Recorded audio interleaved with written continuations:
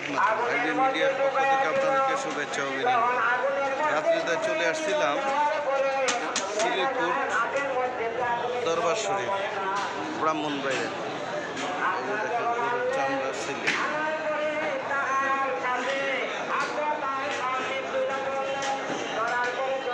Committee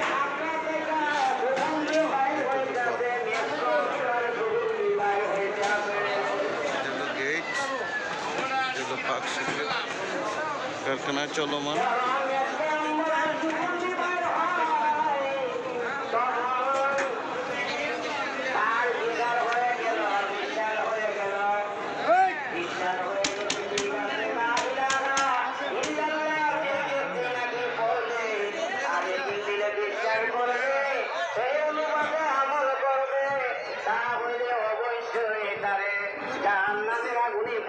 করবে না তখন বললো হুজুর আমি ওই মাত্র মুসলমান হয়ে যাব,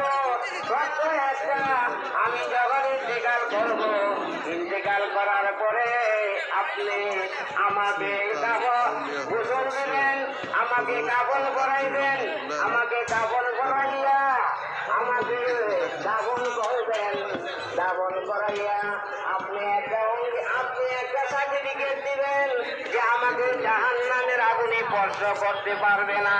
হুজুর যদি আপনি এইভাবে আমাকে সার্টিফাই করেন তারপরে আমি জান্নাত গ্রহণ করে মুসলমান হয়ে যাব। যদি ভালো লাগে subscribe, like, comment. Usman Haruni রহমাতুল্লাহ আলাইহি স্বীকার করে ফেললেন।